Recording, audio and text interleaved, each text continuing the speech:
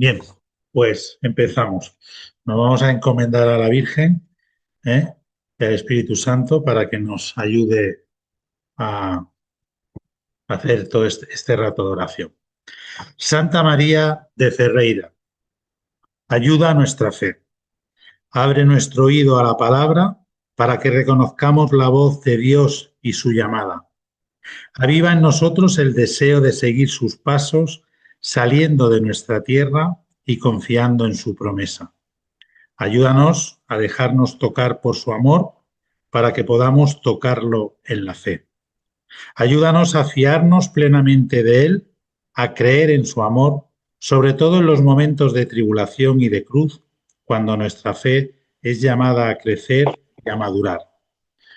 Siembra en nuestra fe la alegría del resucitado. Recuérdanos que quien cree no está nunca solo. Enséñanos a mirar con los ojos de Jesús para que Él sea luz en nuestro camino y que esta luz de la fe crezca continuamente en nosotros hasta que llegue el día sin ocaso, que es el mismo Cristo, tu Hijo, nuestro Señor. En nombre del Padre, del Hijo y del Espíritu Santo. Amén. Bien, pues vamos a centrarnos ya en lo que es el capítulo 6, que es el libro de los 7 sellos. Pero antes vamos a hacer una pequeña introducción para situarnos un poco ¿eh? en, en el libro, aunque siempre en todos los libros bíblicos nos tenemos que situar, pero mucho más en especial en este del Apocalipsis, ¿no? Recordar que habíamos visto en el primer capítulo era donde San Juan presenta qué es lo que le acontece y cómo es el Señor el que rige la historia. Es el Señor de las iglesias y el que está vivo y ha resucitado. Y esto es lo que cambia la historia por completo. Luego vimos en el capítulo 3 las cartas a las 7 iglesias, donde vimos cómo Dios alababa las obras buenas de cada una de ellas, pero les corregía en aquello que debía ser corregido, que recordar que eran las 7 debilidades espirituales.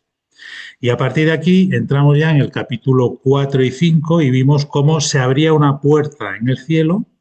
Juan nos iba a mostrar a través de sus palabras pues algo que estaba viendo en una dimensión más allá de la tierra.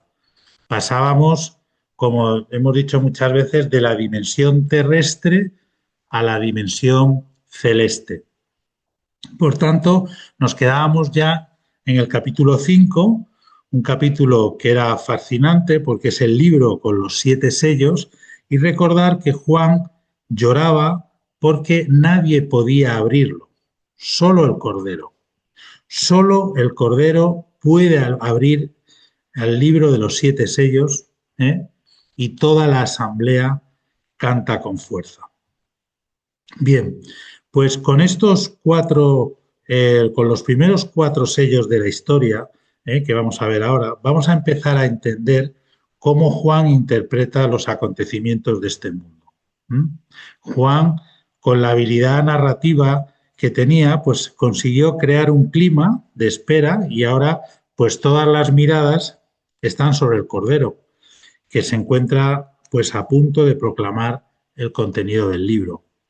El Cordero va a abrir estos sellos que custodian el Antiguo Testamento y vamos a ver qué es lo que ocurre cuando se abren estos sellos. Algunos autores no hablan de Antiguo Testamento, solo hablan de Escritura, pero hay otros que muestran qué es el Antiguo Testamento y se basan en que va a haber 2 libros dentro del Apocalipsis. Uno es el que acabamos de ver en el capítulo 5, que es el libro de los 7 sellos, y hay otro libro que veremos luego posteriormente cuando lleguemos al capítulo 10, que es un libro que se entrega y ese libro está abierto, no está sellado como el de los 7 sellos, es un libro que está abierto. Y además veremos luego en uno de los jinetes la importancia que tiene la palabra. Por lo tanto, algunos autores también opinan que uno es el Antiguo Testamento y el otro es el Nuevo Testamento, pero al final lo que está mostrando también el libro del Apocalipsis es que la escritura es el testimonio primordial de la historia de la salvación. Es donde encontramos las claves de la historia de la salvación. Y esto es lo que va a ocurrir ahora en el capítulo sexto. Se van a abrir estos 7 sellos, que los 4 primeros van a ser muy distintos a los 3 siguientes. Y se nos va a revelar la historia en esas 2 dimensiones que os decía, la celeste y la terrestre, como una comprensión más íntegra de la historia. De tal manera que vamos a ver el sentido más profundo de la historia antes de la encarnación, que la encarnación lo veremos en el capítulo 12. Entonces, entramos en esta serie septenaria del Apocalipsis, porque a lo largo del Apocalipsis hemos visto las 7 iglesias, ahora vamos a ver los 7 sellos, aparecerán también las 7 trompetas, las 7 copas, los 7 espíritus, las 7 estrellas y los 7 candeleros. Va a ser toda esta septenaria que vamos a ir viendo a lo largo del Apocalipsis. Bueno, pues nos centramos en estos 7 sellos. Bien, en la apertura de los 4 primeros sellos aparecen 4 jinetes. Y aquí no olvidemos que el caballo es siempre un símbolo de autoridad y de poder. Los 4 jinetes representan los 4 poderes que gobiernan la historia. Y son llamados de entre los vivientes. Recordad los vivientes en el capítulo 5. Por tanto, son fuerzas naturales. No son ni ángeles ni demonios, sino son los 4 son vivientes. Los 4 primeros sellos es lo que el mundo de hoy pues le llaman los 4 jinetes del Apocalipsis, que lo hemos escuchado muchas veces.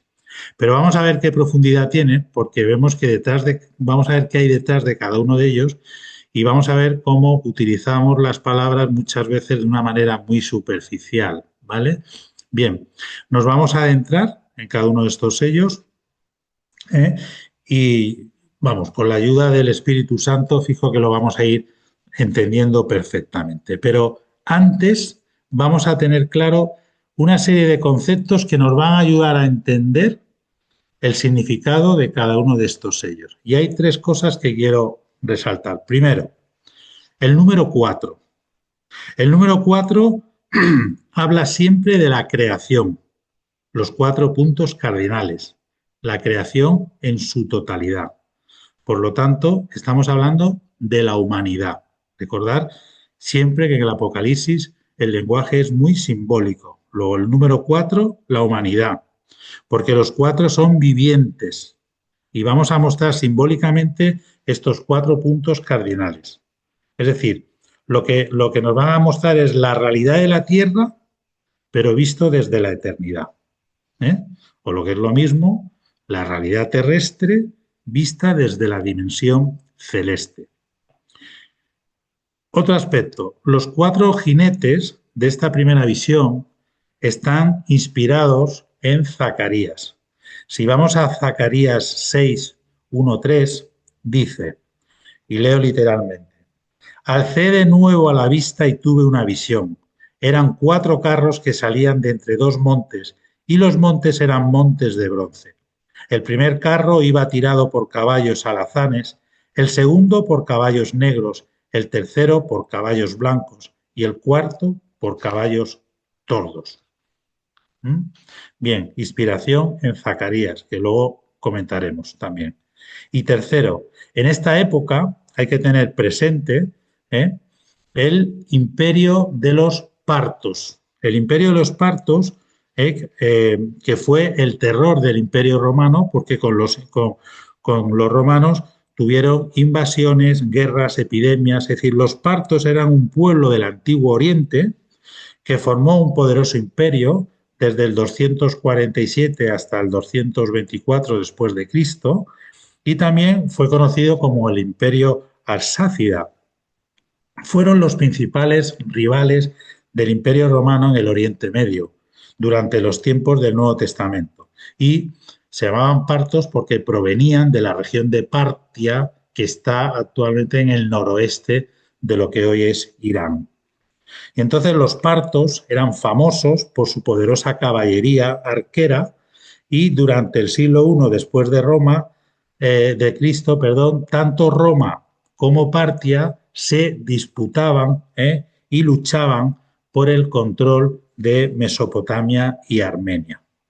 Bien, bueno, pues estos cuatro vivientes que sostienen el trono de Dios son los que dan aviso a Juan, uno tras uno, de que se acerque para que vean lo que va a suceder.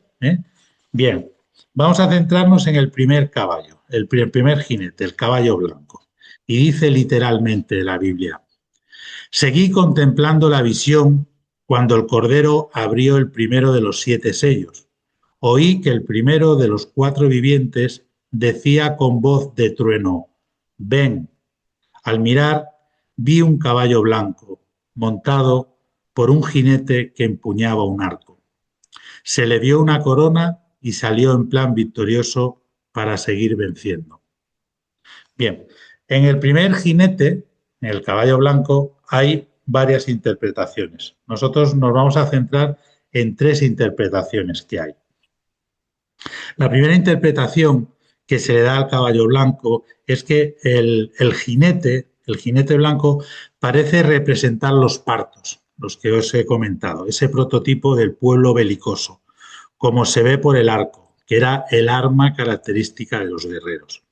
El arco en la Biblia es un signo de la guerra y poder, al cual se le entrega una corona, que es signo de victoria, y va en un caballo de color blanco. Luego hablamos de un guerrero, pero que es un guerrero victorioso y sale como conquistador para vencer. Luego el color blanco del caballo y la corona son signos de victoria y de dominación. Por tanto, se nos empieza a dibujar un poquito los grandes males de la historia, y este primer mal es el mal de la dominación, del vencer, del conquistar. O sea, el mal de la conquista o del litigio entre las naciones. El mal del imperialismo. Es decir, que unos pueblos subyugan a otros pueblos. Por lo tanto, esta primera interpretación del jinete blanco indica el primer mal. Representa el imperialismo. Es una de las interpretaciones, el imperialismo. Hay otra segunda interpretación, desde los tiempos ya de San Ireneo, que casi todos los comentaristas antiguos y muchos modernos han visto en el jinete blanco, y es Jesucristo, que representa a Jesucristo. Pero esta interpretación se apoya sobre todo en la semejanza con el caballero victorioso, que luego va a aparecer, y lo comentaremos en su momento, en el capítulo 19 del Apocalipsis. Pero contra esta interpretación, contra la interpretación de que es Jesucristo, hay distintas argumentaciones. Yo destacaría 3 cosas. Una es, dicen, hombre, la visión de los 4 jinetes se inspira en Zacarías, en donde simboliza azotes. Luego, lo normal es que aquí también tenga sentido, tenga ese sentido.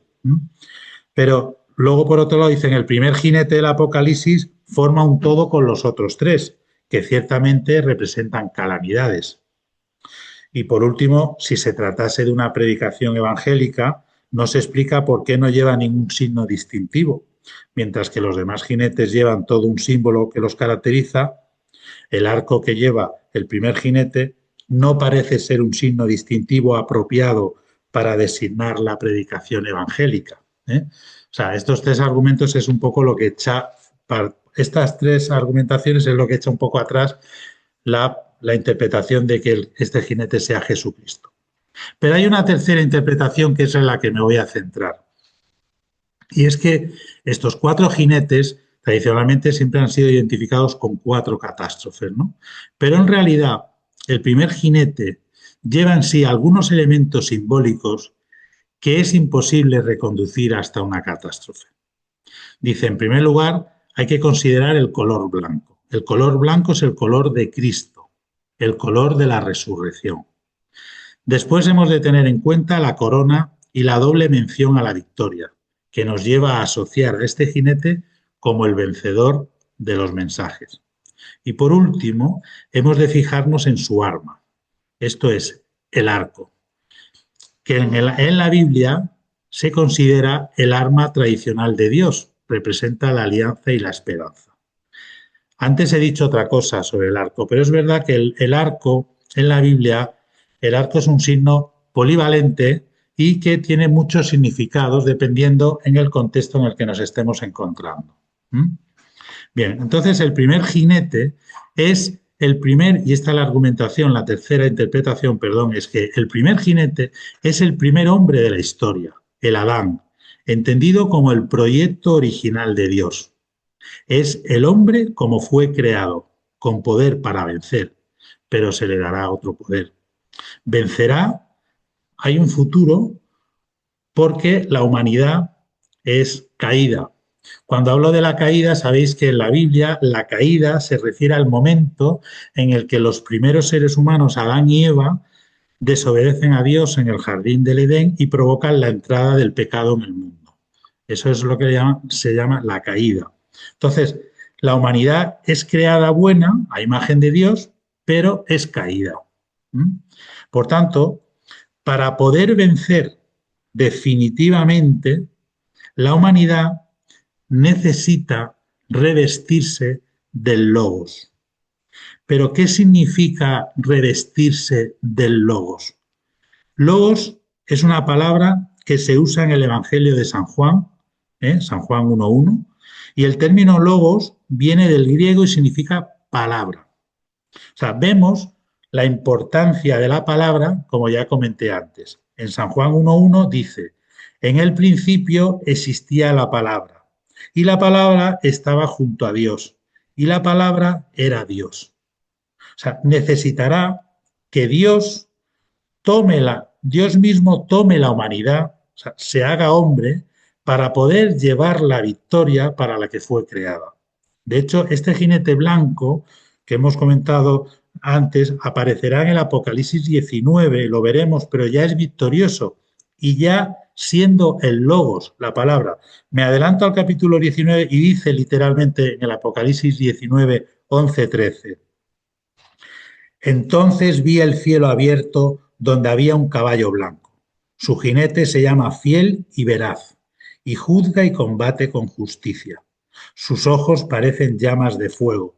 Su cabeza está tocada de numerosas diademas. Lleva escrito un nombre que solo él conoce.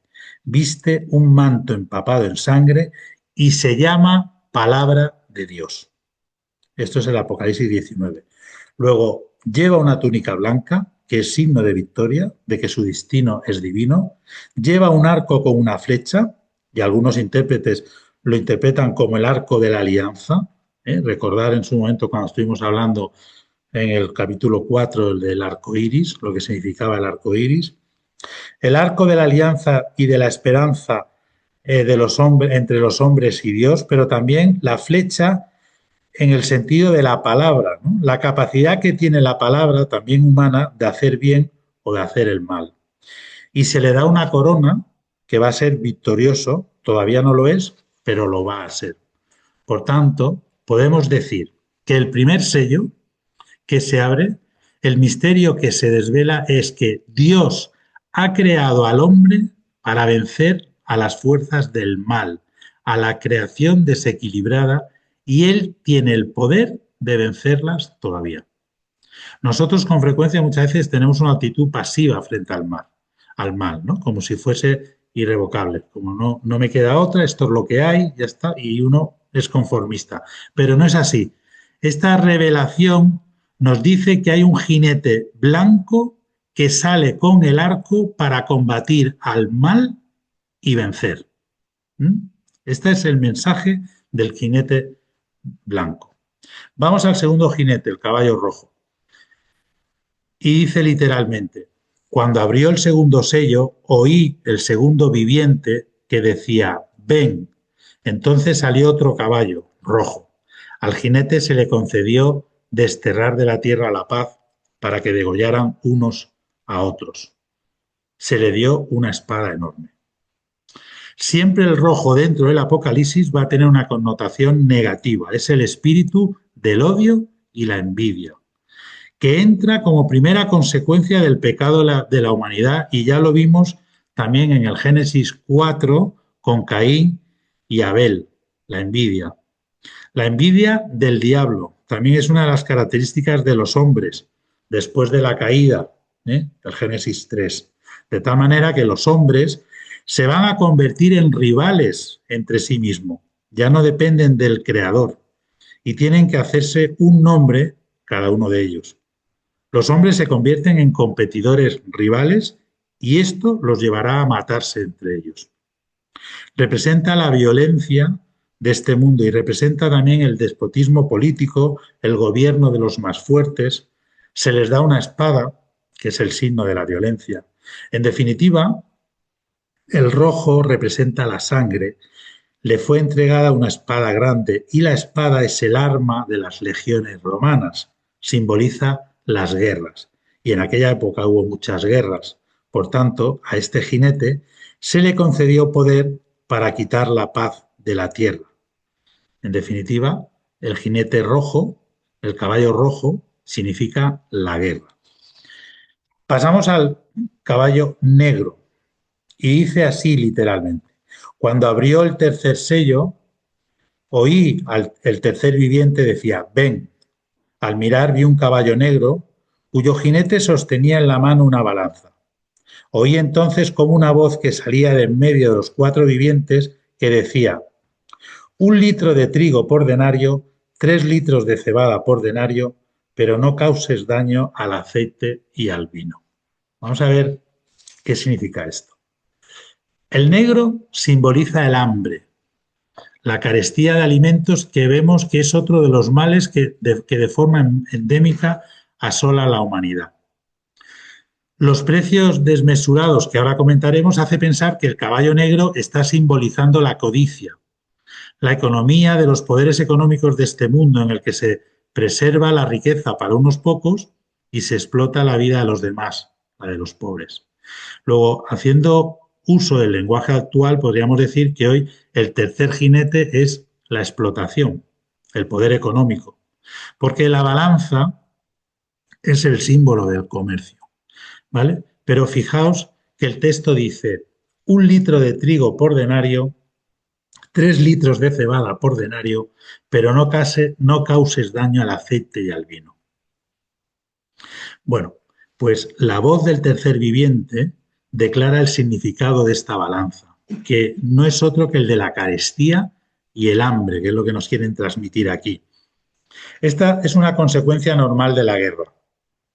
Los ejércitos arrasan con frecuencia los campos y la gente, ante el temor de perder sus cosechas, pues no siembra. Entonces, la balanza que se habla aquí sirve para pesar el pan. Y lo vemos en Ezequiel 4, 16, 7. Ezequiel 4 dice, luego me dijo, hijo de hombre, he decidido destruir la provisión de pan en Jerusalén. Comerán el pan tasado y con angustia, y beberán el agua racionada y con ansiedad, para que al faltar pan y agua acaben todos desfallecidos y consumidos por sus culpas. O sea, y con el fin de apreciar mejor los datos de este texto que estamos leyendo del Apocalipsis, si recordamos la parábola en el Evangelio de San Mateo, la parábola de los obreros de la viña, en Mateo 22 dice, tras ajustarse con los obreros en 1 denario al día, los envió a su viña. Es decir, el denario, 1 denario, era el jornal de un obrero. Entonces, si nos volvemos al texto del Apocalipsis, vemos que, bueno, aunque la palabra griega es aquí choenix, palabra griega, equivale a 1 litro, luego 2 choenix son 2 litros, de trigo, eran 2 litros de trigo y 6 de cebada. La cebada era más barata que el trigo, porque constituía el alimento de los pobres, y habría que pagar. Pero para darnos cuenta de lo elevado del precio, se sabe que en condiciones normales, por 1 denario, se podían comprar 12 litros de trigo y 24 de cebada. Estamos hablando que el Apocalipsis habla 1 denario, 1 litro y 3 de cebada. Pues donde antes era 1 litro, en condiciones normales podías comprar 12 y en vez de 3 de cebada podías comprar 24. Es decir, vemos que este aumento tan exorbitante del precio del pan sirve para dar una idea del hambre que iba a venir. En cambio, el vino y el aceite, como dicen, pero no causes daño al aceite y al vino, en el vino y el aceite abundaría sobremanera. ¿Por qué? Porque el Imperio Romano, con el fin de que costase menos el pan, hacían sus compras masivas de trigo en Egipto y en África. Y con esto el precio del trigo bajaba. Y su cultivo, que era poco, se hacía poco remunerador, en consecuencia los agricultores romanos creyeron que les era mucho más rentable el convertir sus tierras en viñas. Por eso dice, no me causes daño al aceite y al vino. Bien, antes hemos comentado que el tercer jinete hacía referencia a la explotación. Y aquí me gustaría hacer una pequeña reflexión, y es que en los inicios desde los inicios de la Sagrada Escritura siempre se ha sido muy duro con el tema este de la explotación de la gente, ¿no? Y de los esclavos. Y lo vemos en Amós 2, 6, 7, que se habla, bueno, con los que se han vendido al inocente por dinero, al necesitado por un par de sandalias. En concreto, dice Amós 2:7, y lo leo. Esto dice Yahvé: por 3 crímenes de Israel y por 4 seré inflexible, porque venden al justo por dinero y al pobre por un par de sandalias, pisan contra el polvo de la tierra la cabeza de los débiles y desvían el camino de los humildes. Hijo y padre acuden a la misma doncella, profanando mi santo nombre. Deberíamos de reflexionar seriamente sobre esto, porque una sociedad construida sobre este fundamento e intrínsecamente opresora, pues genera desesperanza y no puede ser agradable a Dios. Pero esto que he dicho lo podríamos decir un poco adaptándolo aquí a los jinetes. Es decir, dicho en otras palabras, el jinete blanco tiene que someter al jinete negro. ¿Mm? Bien, vayamos ya con el cuarto jinete, que es el caballo verdoso. Y dice literalmente: cuando abrió el cuarto sello, oí la voz del cuarto viviente que decía: ven. Al mirar vi un caballo verdoso. Su jinete se llamaba Muerte y el Hades le seguía. Ahora veremos qué es esto. O sea, el cuarto jinete es el único a quien se le da un nombre siniestro, que es Muerte. Por así decirlo, representa todos los cataclismos y sufrimientos naturales que reglamentan la vida humana, identificando tradicionalmente con las 4 desgracias asociadas entre sí, que son la espada, el hambre, la peste y las fieras de la tierra. El color verdoso, su caballo verdoso, es un tono muy usado en la Sagrada Escritura, como en los clásicos griegos, para poder indicar el color de un enfermo cercano ya a la muerte. Es el color que se utiliza. Un enfermo ya está cercano a la muerte. Pero San Juan no está queriendo insinuar la muerte física como hecho natural, sino es una muerte como consecuencia de su aspecto más temeroso e inhumano. Es una muerte que va seguida del abismo. Es la palabra griega utilizada, que equivale al hebreo Seol. Se utiliza el Hades, pero en hebreo se dice Seol, que es el destino inexorable de la humanidad tras el pecado, ¿no? La muerte. O sea, si estudiáis en el Génesis, sabéis que la primera consecuencia del pecado original fue que perdíamos los dones sobrenaturales y el hombre tenía que morir de tal manera que no podía entrar en la vida eterna. Y su alma permanecería en el Seol, en el Hades. En el Antiguo Testamento la palabra que se usa es Seol, no es Hades. El Seol es el lugar de los muertos en la mentalidad hebrea antigua. No se describe como cielo o infierno, sino más bien como el lugar a donde van todos los muertos, un sitio de silencio, de sombra, descanso, sin mucha distinción moral, ¿vale? Pero en el Nuevo Testamento la palabra que se utiliza es el Hades, que es una palabra griega. y aparece en el Nuevo Testamento sobre todo cuando la Biblia, ¿no?, pues se escribe y se traduce ya al griego. Por eso, Hades es lo mismo que Seol. Seol, Hades es lo mismo. Pero es importante tener en cuenta que, primero, el Génesis no habla del infierno como se entiende hoy. Tampoco describe un castigo eterno. La idea de juicio final, cielo e infierno, se desarrolla mucho después, especialmente ya en el Nuevo Testamento. Los justos y los injustos, por lo tanto, conocerán la muerte como el final de la vida y en este periodo antes de la resurrección de Cristo, ambos permanecerán en el Seol. Por eso el cristiano no teme la muerte, puesto que es un preludio claro de la resurrección y de llegar a estar con Cristo. En cambio, lo que la convierte en terrorífica es el Hades, esto es la prisión en el Seol o en el mundo de los muertos, la prisión de la que ha sido liberado a Cristo y de la que Él ha prometido que serán liberados también los suyos.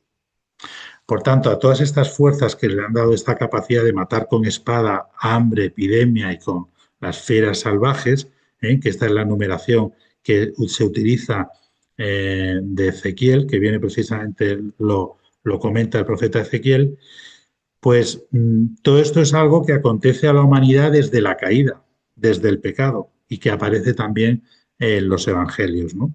Lo podemos ver en Marcos 13, pero bueno, leerlo vosotros que en Marcos 13 lo tenéis, ¿vale?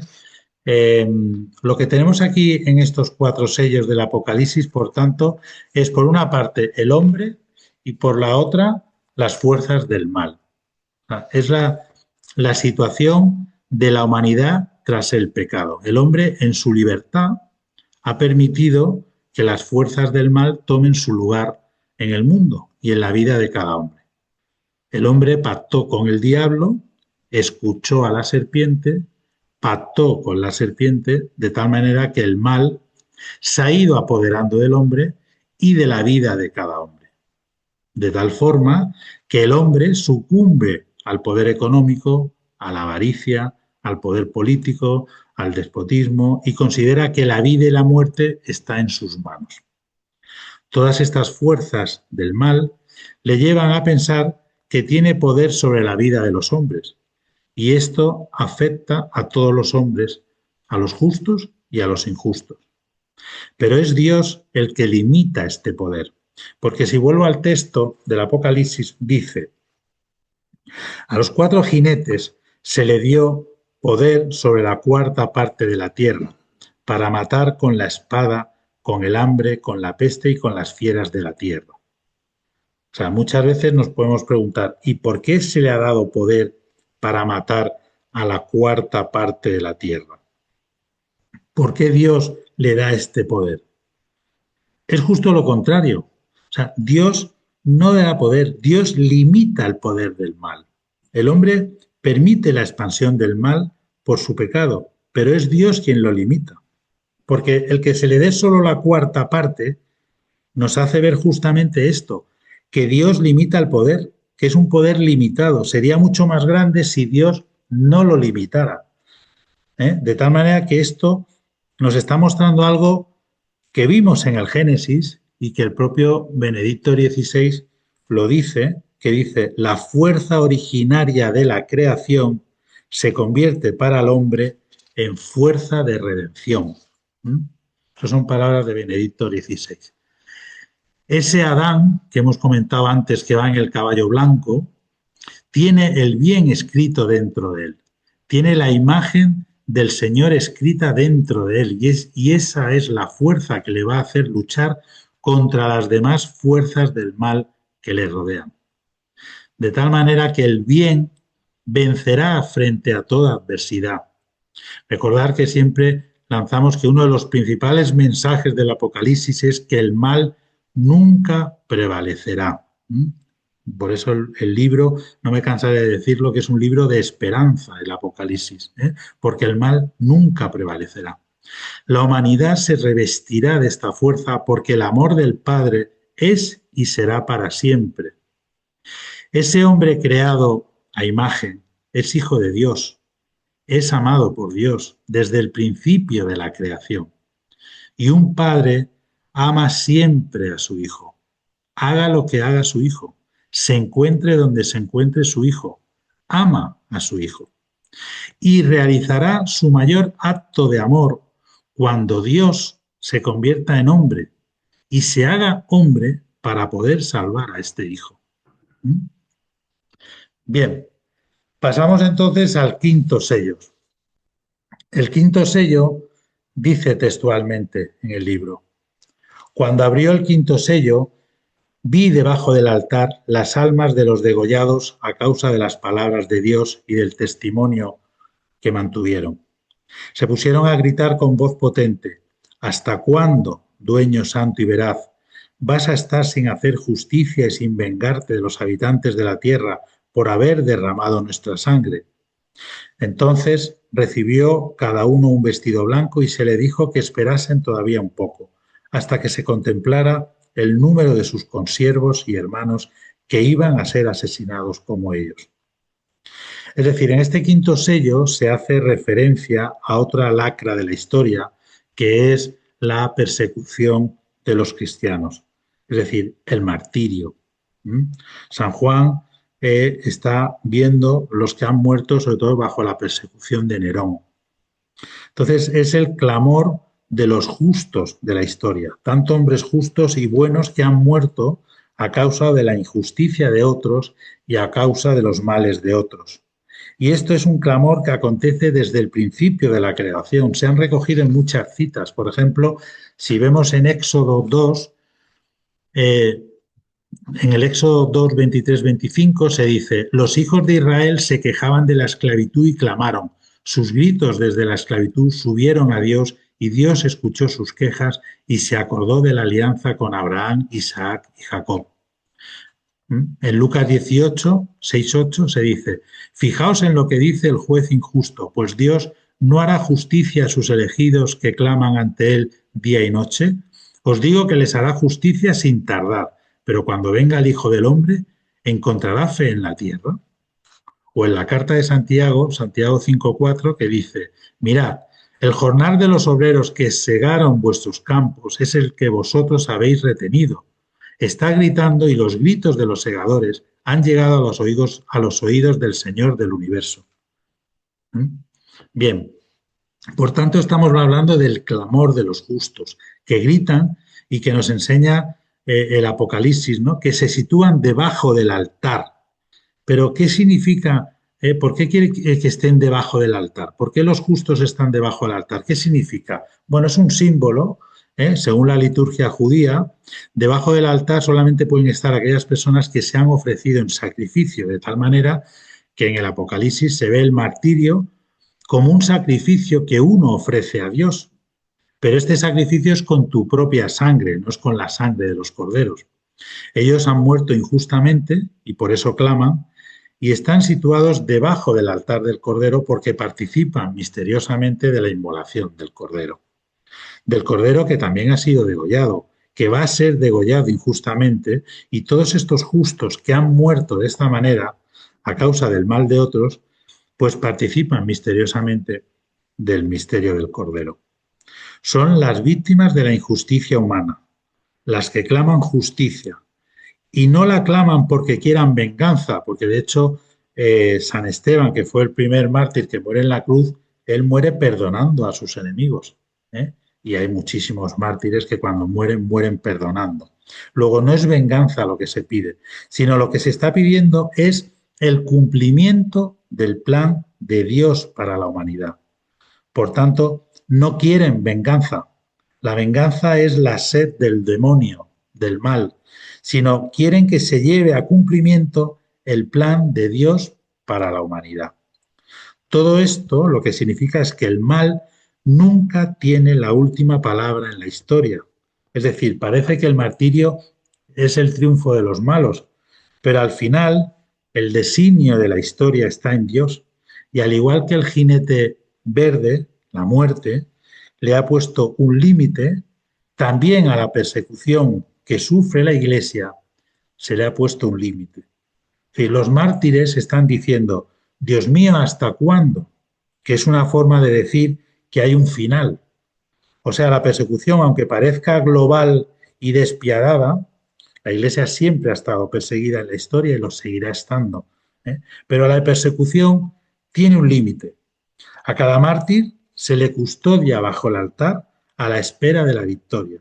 Se le da una túnica blanca, un color de la victoria, el color de la resurrección. Si tú has acompañado a Jesús en la muerte, en su muerte, dando la vida por él, en el Calvario, también lo vas a acompañar en la victoria, venciendo sobre la muerte. Y les invita a tener paciencia. Y esto es importantísimo, porque para Dios el centro de la historia son los hombres y no los poderes del mal. Lo que mueve el corazón de Dios no es el mal, sino el grito de las víctimas. Y esa es la plegaria que sube hasta Dios y que constituye un componente esencial de la historia, el grito de los hombres. La oración de los hombres conmueve el corazón de Dios. ¿Qué nos muestra Juan? ¿Qué nos quiere decir Juan? Que no se olvidará la sangre de ningún justo, de ninguno, tampoco de los injustos, porque como ahora veremos, Dios también busca la salvación de los injustos. Juan nos muestra la gran esperanza de la historia. Los sufrimientos no se olvidan. La muerte tiene un sentido. Sus voces claman, se elevan a Dios y se convierte en la fuerza del bien en la batalla contra el mal. Ninguna muerte le pasa desapercibida al Señor, ninguna. Las acciones contra la humanidad no son gratuitas. El mal no puede acampar libremente en la creación de Dios. Lo dice Lucas en el 11:50, para que se le pida cuentas a esta generación de la sangre de todos los profetas derramado desde la creación del mundo. ¿Cuál es el problema? Pues que los tiempos de Dios son desconocidos para nosotros. El tiempo de espera será corto porque en el cielo los años cuentan poco. Pero hay algo muy importante y es que la paciencia de Dios es nuestra salvación. Dios hasta el último momento, nos dice el texto, hasta que se complete el número, tendrá misericordia de todos aquellos que obran la iniquidad. Dios quiere que todos los hombres se salven. Y durante la historia, Dios quiere que los hombres se conviertan y se salven. Los justos están esperando. Y las oraciones de los justos, subida hasta el mismo altar de Dios, está moviendo la historia constantemente para que venza el bien, para que los injustos y el mal se conviertan. Nuestras oraciones cubren y mueven el corazón de Dios, que mueve de esta manera también el corazón de los que obra la iniquidad, para que se conviertan y se salven. Si hacemos una pequeña parada y vemos la diferencia que hay en estos 5 sellos, en los 4 primeros sellos nos ha mostrado la humanidad, o sea, con esa bondad que hay en el corazón de todo hombre, las fuerzas del mal que han engañado a los hombres y los hombres han sucumbido en ella. Y ese poder que tiene la fuerza del mal que Dios ha limitado. ¿Vale? Esos son los 4. Y en el 5.º sello lo que nos muestra son los justos, los que han tenido una muerte injusta. Pero ojo, no son solo los creyentes, no son solo los católicos, no son solo aquellos que han sido fieles a Dios, sino que todos los hombres que han muerto a causa de una injusticia de otros hombres, es decir, los niños no nacidos, las víctimas de guerras, los de cualquier muerte violenta en este mundo, o sea, todos los hombres que han muerto a causa de una injusticia, todos aquellos sobre los que Dios tiene un plan precioso que otros hombres han frustrado. Estos son los justos, los que claman a Dios. Bien, y vamos por último ya al último de los sellos que vamos a ver hoy, que es el 6.º sello. Y dice así, literalmente: seguí contemplando la visión. Cuando abrió el 6.º sello se produjo un violento terremoto. El sol se puso negro con un paño de crin y la luna enrojeció como sangre. Las estrellas del cielo cayeron sobre la tierra, como la higuera suelta sus higos verdes al ser sacudidas por un viento fuerte. El cielo desapareció como un libro que se enrolla y todos los montes y las islas fueron removidas de sus asientos. Los reyes de la tierra, los magnates, los tribunos, los ricos y los poderosos, y todos, esclavos o libres, se ocultaron en las cuevas y en las peñas de los montes. Dicen entonces a los montes y a las peñas, caed sobre nosotros y ocultarnos de la vista del que está sentado en el trono y de la ira del Cordero. Porque ha llegado el gran día de su ira. ¿Y quién podrá sostenerse? Bien, en este sexto sello, que es el último que vamos a ver hoy, es el que se va encaminando ya hacia el séptimo sello, ¿no? Ya se empieza a ver, a mostrar cómo va a ser el día, llegar el día del sí, ¿no? El día, entonces, la creación misma se va estremeciendo y empieza a haber signos en el cielo, que ahora vamos a ver, y que los hombres también se estremecen porque empiezan a percibir ya un poco la cercanía, ¿no? No debe de extrañarnos para nada el lenguaje usado por Juan, que ya sabéis que es el género literario apocalíptico, sino porque San Juan lo que hace es expresar mucho más un simple compromiso que toda la serie de sucesos que van a aparecer, ¿no? Anunciar catástrofes es un modo convencional para decir que el juicio de Dios alterará el mundo desde sus cimientos y será una verdadera revolución, en el sentido de una transformación radical y total. Pero por lo demás, también en el Evangelio aparecen signos análogos en el momento de la muerte de Jesús. Por ejemplo, en Amós se habla de la tierra se estremecerá por ello y hará duelo todo el que en ella habita, subirá toda entera como el Nilo, se encrespará y se amainará como el Nilo de Egipto. O en Isaías que dice, cuando estrellas y constelaciones dejen de emitir su luz, cuando el sol se ofusque en su salida y no brille la luz de la luna. Hay que decir que la palabra traducida como constelaciones, el quisilín, es empleada generalmente en singular para designar a Orión. De hecho, en Amós hay una dosología, hay una alabanza que dice, él forma las Pléyades y Orión, convierte en aurora las tinieblas y oscurece el día como noche. Él es quien reúne las aguas del mar y las derrama sobre la faz de la tierra. Yahvé es su nombre. Esto lo dice en Yamón. O si nos vamos a Job, también hace mención, porque en Job 9:9 dice, él ha hecho la Osa y Orión, las Pléyades y las cámaras del sur. O en Job 38 dice, puedes atar los lazos de las Pléyades o desatar las cuerdas de Orión. O sea, para entender esto, la palabra constelación en su sentido primario significa insensato, necio, lo que llevado al uso profético hace una alusión al carácter insensato de los cultos astrales. Bien, hay otros signos que también aparecen en el Antiguo Testamento, en Isaías, cuando dice, y las colinas se descompondrán, se enrollarán los cielos como un libro, y todo su ejército se marchitará como se marchita el sarmiento en la cepa, como las hojas mustias de la higuera, ¿no? O sea, que el cielo es comparado con un rollo de pergamino, se retira el cielo porque Dios va a intervenir. O sea, se ve como el cielo se va enrollando porque Dios interviene, porque los hombres, porque eso que los hombres no ven, lo van a ver. Y los hombres ingenuamente se empiezan a esconder. De repente empiezan a presentir esto e ingenuamente se esconden. Digo ingenuamente se esconden porque nadie puede esconderse a Dios. De hecho, son distintos signos que van apareciendo. En Lucas, por ejemplo, 23, dice, era ya cerca de la hora sexta cuando se oscureció el sol y toda la tierra quedó en tinieblas hasta nona. El velo del santuario se rasgó por medio. Aquí está describiendo ya la muerte de Jesús. O por último, en Mateos 27:50 dice, pero Jesús, dando de nuevo un fuerte grito, exhaló el espíritu. En esto, el velo del santuario, ya sabéis que recordar que el velo era la cortina que separaba el santo, o mejor era la que separaba el santo del santo de los santos, ¿no? Se rasgó en dos. El Santo de los Santos queda en la parte principal, en el templo. Era la entrada, si no me equivoco, madre, o me corrige, pero era como la entrada principal, ahí se encontraba el Santo de los Santos. Antes había un velo, ¿no?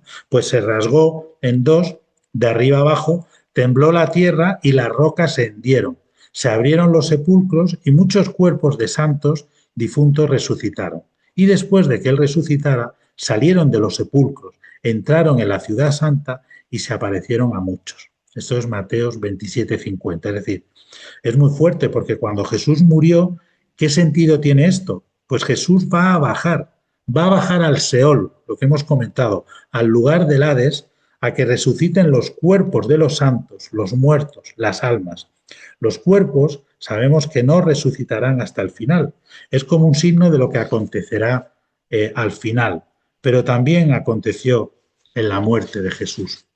Dios responde a la invocación de las víctimas y esto es el sexto sello. Las víctimas claman y Dios va a responder a la invocación de las víctimas de tal manera que las imágenes apocalípticas nos muestran un poco su intervención en la historia. Fijaros que en la lectura hemos hablado del sol, y estoy terminando. Hablamos del sol. El sol es un símbolo de la iconografía imperial que revelaba al mismo emperador y se oscurece, porque jamás ha sido otra cosa que puras tinieblas. Se habla de la luna. La luna es el símbolo de discurrir del tiempo y por tanto la historia toma el color de la sangre de los mártires. La estrella del cielo. Las estrellas del cielo que la mitología pagana la identifican con los dioses caen en la tierra, reducidas a la impotencia, con lo que se descubre que no son dioses. El velo del cielo, que separaba el mundo de Dios del de los hombres, es plegado como una tienda que abre el camino hacia la intervención de Dios en la historia. Y por último se habla también ahí, que lo hemos hablado, de los montes y las islas, es decir, las plazas fuertes o los lugares fortificados son removidos de sus puestos porque delante de Dios que viene ya nadie puede encontrar descanso o escondite. Entonces, ante todos estos signos de la creación que se comentan, los hombres que creen controlarlo todo, pues se estremecen. Aquellos que comercian, que hacen política de una manera opresora, que creen gobernar el mundo, que creen tener poder y creen que su razón puede controlarlo todo, pues en un segundo se mueren de miedo. Y los reyes de la tierra, los más poderosos, se esconden entre las cuevas y las rocas, se van escondiendo en los recovecos del mundo, porque el pecado aborrece la presencia del bien. El pecado, antes de aborrecer el mal, se esconde del bien. Y estos signos apocalípticos vienen una y otra vez en el Apocalipsis para darle a los hombres la oportunidad de conversión. Esto es importante. Cuando el hombre ve guerras, hambres, cuando el hombre ve pandemias, cuando ve que no tiene el poder y que su vida cambia en un abrir y cerrar de ojos, los momentos de sufrimiento son ocasiones de conversión. Y son las ocasiones que Dios nos permite que el mal actúe de tal manera que los hombres puedan convertirse. Pero tontos y tercos son aquellos que huyen del bien y se esconden del mismo y siguen cometiendo el mal. Y esto lo veremos hasta el final del libro. Pero como bien sabemos, no hay lugar en el mundo en el que podamos escondernos de Dios. Adán y Eva también se escondían de Dios en el jardín ingenuamente. Dios conoce el corazón de cada hombre y lo único que busca es nuestra respuesta a su amor. Él seguirá esperando, seguirá llamando a la puerta esperando nuestra conversión. Luego, ábrele la puerta. Él entrará. Tiene toda la paciencia del mundo para esperar ese momento en el que le abras la puerta de tu corazón y pueda entrar. Y no te vas a arrepentir. Y hasta aquí la clase de hoy.